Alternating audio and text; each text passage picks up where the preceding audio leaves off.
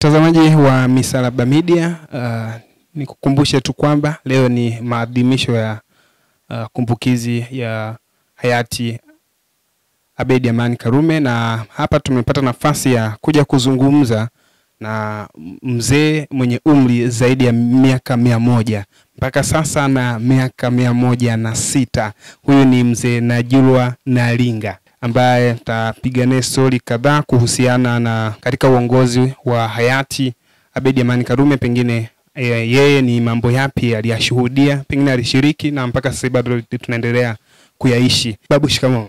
Marhaba. Habari za siku nyingi? Salama tu. Tanzania wanakutazama muda huu. Ndio. Wakati wa hayati Abeid Amani Karume akiwatumikia wa Tanzania, akipambana, ulikuwa na miaka mingapi? Nilikuwa na miaka mingi na ulikuwa unajitambua. Sawa. Wakati wa uongozi wake unaweza kutukumbusha ni mambo yapi ambayo aliyapigania, aliyapambania na alikuwa na maono gani hasa? Uongozi wake ulikuwa mzuri sana na pia walishirikiana vizuri pamoja na hayati Nyerere. Ndio. Na alikuwa ni mtu mwema sana. Ndio. Alafu kwa ajili ya siasa na kila kitu alipigwa risasi. Ndio. Akafariki. Kweli. Ndio. Ni mambo yapi ambayo unatamani wa Tanzania waendelee kuyaenzi? Waendelee kuyaenzi, wafuate nyanyo hizo utawala wao jinsi ulivyofanya wa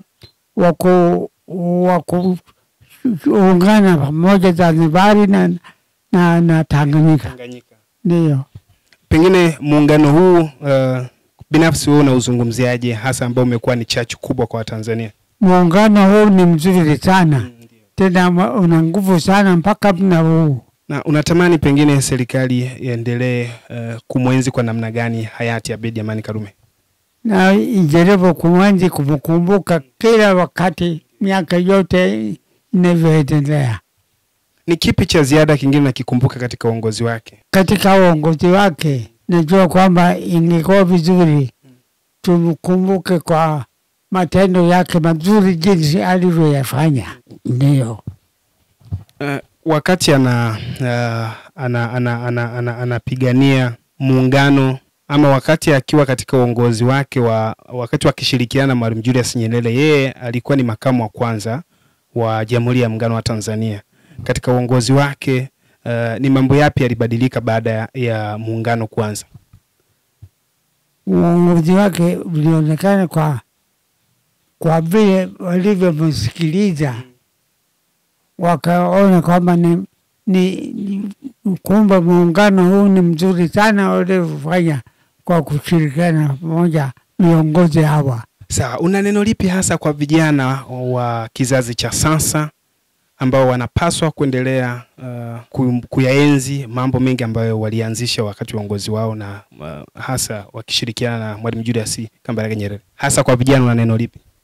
Naona katika uongozi kuhusu vijana wasimame imara, wakazana vizuri kushirikiana kama walivyoshirikiana hawa viongozi. Sawa.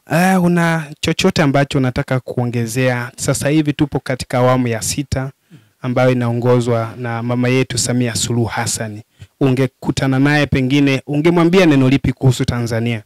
Tanzania naweza kuambia kwamba tuangalie mfano huu ni mzuri, uweke nyuma, tusonge mbele hivi wala tusiangalie mambo mengine, na wakumbusha tusisahau muungano huu jinsi ulivyo ukae imara kila wakati. Asante, nikushukuru sana baba.